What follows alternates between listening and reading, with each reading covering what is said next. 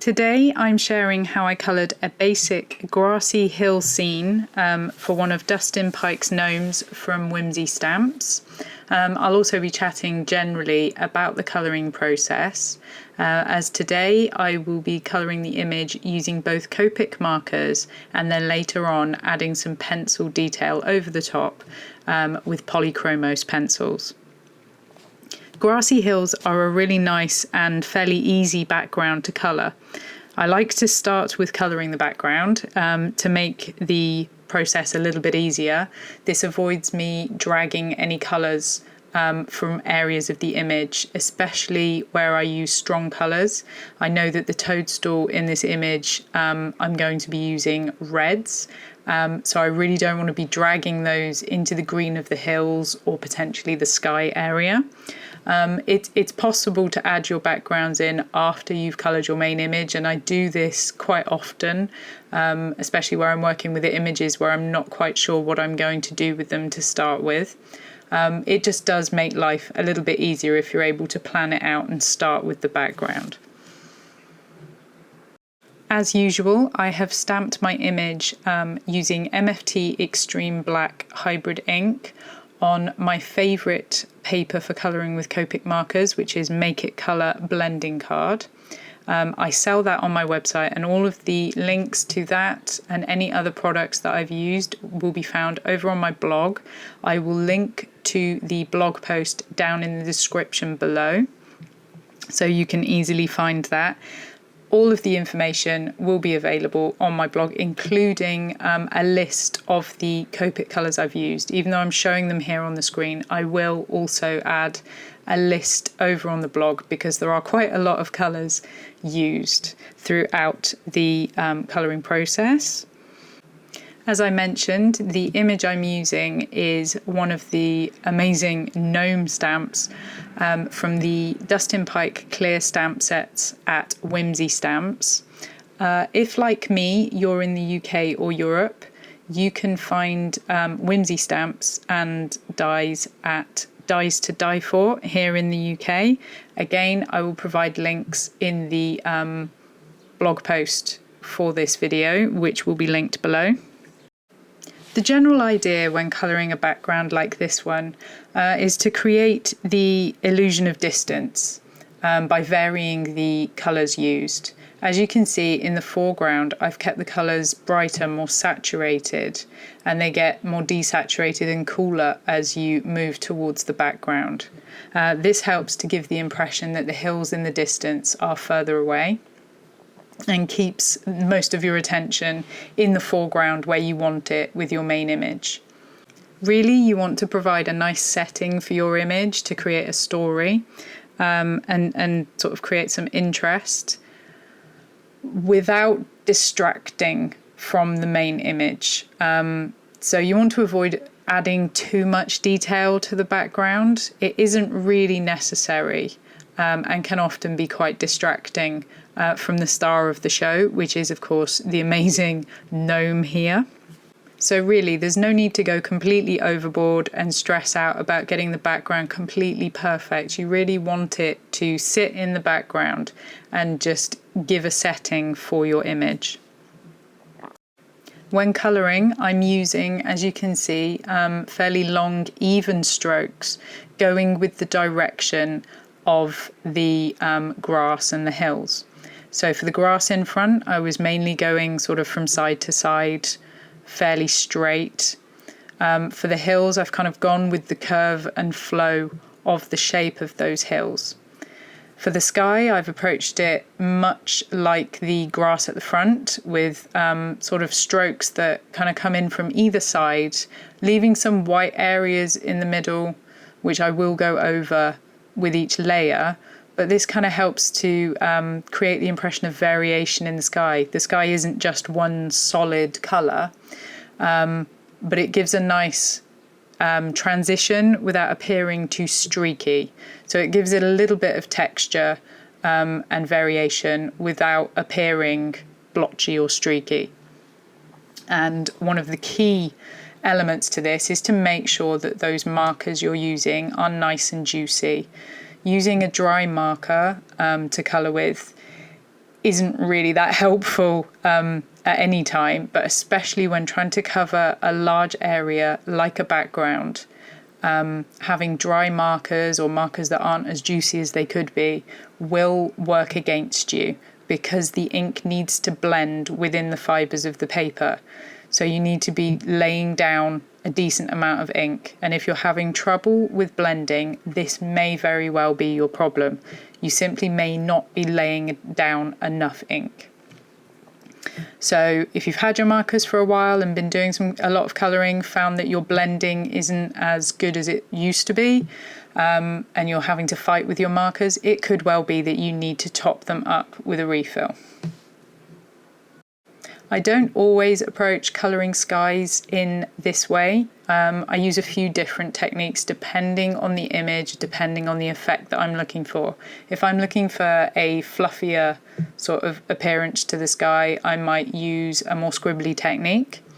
So just bear in mind that depending on the look that you're going for, depending on the size and style of the image or the background that you're trying to achieve,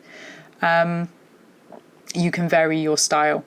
This is simply a really good way to get a nice transition and to get a nice blend, working with strokes that all go in the same sort of direction, and working with the flow of the image.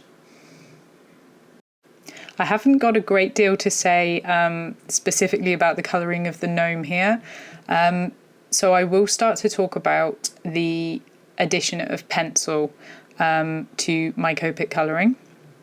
I love using coloured pencils on their own and also with my markers. They're a great way to enhance your marker colouring, and I've heard some people in the past describe this as cheating, which is kind of ridiculous. It's not cheating. It's simply using the tools available to you to achieve the effect and the look that you want. There are limitations to every medium, and with Copic markers or other alcohol-based markers, there are limitations. It can be difficult to build up texture using them on their own. You can run into problems. At some point, your paper will become saturated, and it will be difficult to add more ink without running into blotchiness, or problems with ink sitting on the surface of the paper and creating sticky patches. Coloured pencils are a great way to add additional shading and details when you've reached that point, or even before you've reached that point of no return with your markers. They're great for helping to cover up mistakes, to cover up problems, say when a marker has decided to, create a sticky problem for you. So they are an excellent tool. Don't think that you just have to stick to one medium. Use what is available to you to its best effect. As we're working with a predominantly Copic coloured image, I have used my marker friendly paper. This is not the ideal paper for working with coloured pencils. It's too smooth and shiny, and there isn't really much tooth for the coloured pencil to grab onto. However, since the coloured pencil is just being added over the top of the marker to enhance the marker colouring, and you're not trying to build up layers of colour with the coloured pencil, it works quite well. On an image where I want to use more coloured pencil and simply use a layer of Copic as a base, so no detail colouring with the Copics, I would choose a paper that works best for coloured pencils, as I'm not going to be doing lots of Copic blending on that paper, and we'll just be laying down one layer of colour. So basically prioritise your paper choice based on which medium you are going to be using most.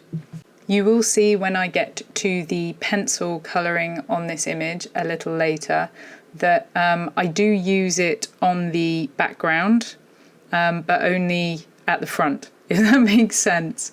I only use it on the grass directly to the front underneath the gnome. And this helps to add a little extra texture to that foreground and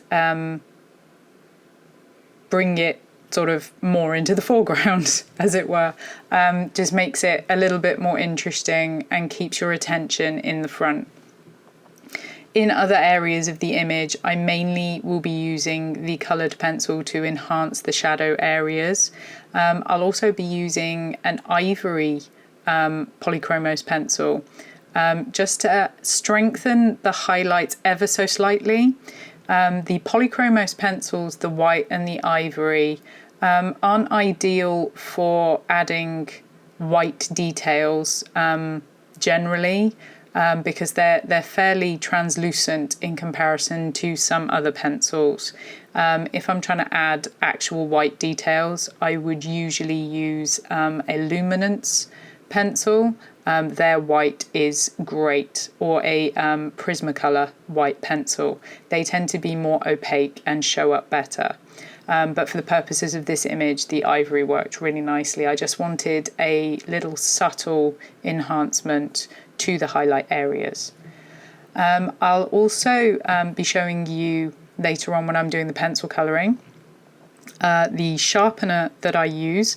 I do have a blog post from a while ago, which I updated recently, that talks about my favourite pencil sharpeners for coloured pencils, which, along with paper choice, is another really important aspect of colouring when using coloured pencils.